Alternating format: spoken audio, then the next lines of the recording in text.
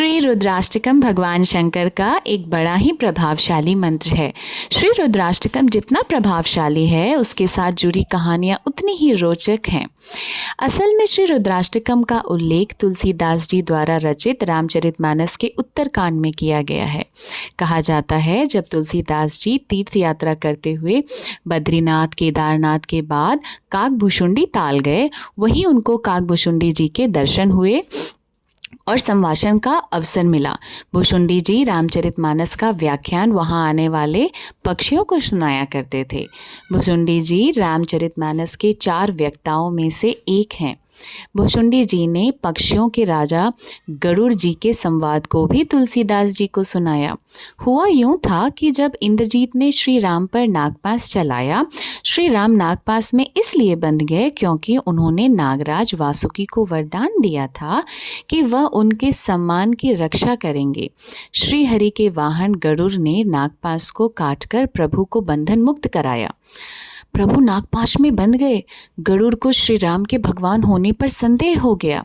संदेह दूर करने गरुड़ ब्रह्मा के पास गए और ब्रह्मा ने शिव के पास और शिव जी ने राम भक्त काकभुशुंडी जी के पास भेजा। काकभुशुंडी जी ने गरुड़ का संदेह दूर किया और अपनी कथा सुनाई।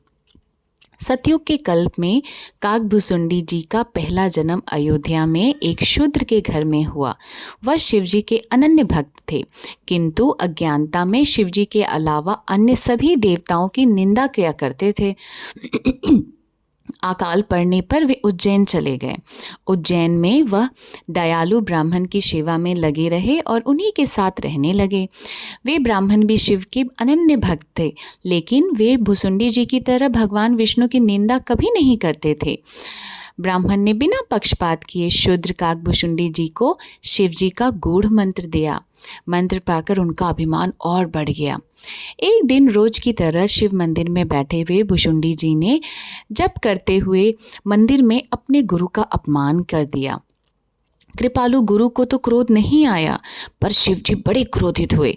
तभी आकाशवाणी हुई, मूर्ख, तुमने गुरु का निरादर किया है, इसीलिए तू सर्प योनि में जाएगा। सर्प योनि के बाद भी तुझे 1000 बार अनेक योनियों में जन्म लेना पड़ेगा। गुरु बड़े दयालु थे। उन्होंने अपने शिष्य को शाप से मुक्ति के लिए शिवजी की स्तुति करनी शुरू की। फलस्वरूप गुरु द्वारा क्षमा याचना पर आकाशवाणी हुई, मेरा शाप व्यर्थ नहीं जाएगा। इसे 1000 बार जन्म तो लेना ही पड़ेगा, किंतु यह जन्म और मृत्यु की पीड़ा से मुक्त रहेगा और इसे हर जन्म की बातें याद रहेंगी। भुशुंडी जी ने अंतिम शरीर एक ब्राह्मण का पाया और ज्ञान प्राप्ति के लिए लोमश ऋषि के पास गए। लोमश ऋषि उसे जब ज्ञान देते, वे उनसे कुतर्क करने लगते। नाराज होकर लोमश ऋषि ने उन्हें चांडाल पक्षी कौवा होने का श्राप दे दिया। श्राप के बाद ऋषि को पश्चाताप हुआ। उन्होंने कौवे को राम मंत्र देकर इच्छा मृत्यु का वरदान दिया। क्योंकि भुशुंडी जी को कौवे का शरीर पाने के बाद वरदान में राम मंत्र और इच्छा मृत्यु का वरदान मिला, इसीलिए उन्हें इस शरीर से प्रेम हो गया। वह कौवे के रूप में ही रहकर राम कथा सुनाने लगे तथा काकभुशुंडी के नाम से विख्यात हुए। शिव जी के वरदान से भुशुंडी जी का पूर्व जन्मों का सारा किस्सा याद था।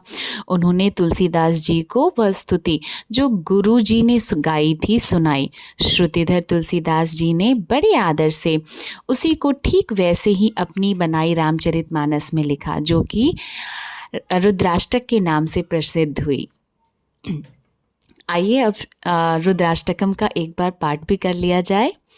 नमामीशमीशान निर्वाण रूपम विभुं व्यापकं ब्रह्मवेद स्वरूपम निजं निर्गुणं निर्विकल्पं निरीहं चिदाकाशमाकाशवासं भजेऽहं निराकारोऽङ्कारमूलं तुरीयं गिराज्ञानगोतीतमीशं गिरीशं करालं महाकाल कालं कृपालं गुणागार संसार पारं नतोऽहं तुषाराद्रिशङ्काश गौरं गम्भीरं मनोभूतकोटिप्रभाश्री शरीरं स्फुरन्मौलिकल्लोलिनी चारुगङ्गा लसद्भालबालेन्दुकण्ठे भुजङ्गा जलोत्कुण्डलं भ्रूशुनेत्रं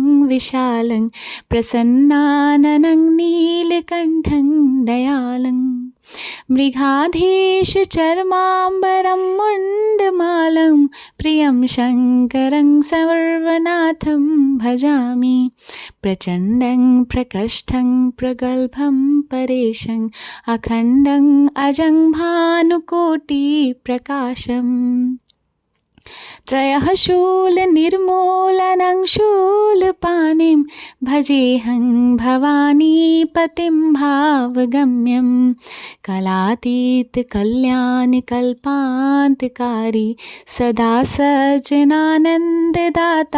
पुरारी चिदानन्दसन्दोहमोहपहारी प्रसीद प्रसीद प्रभो मन्मथारी न यावत् उमानाथ पादारविन्दं भजन्तीह लोके परे वा नराणां न तावत् सुखं शान्तिसन्तापनाशं प्रसीद प्रभो सर्वभूतादिवासं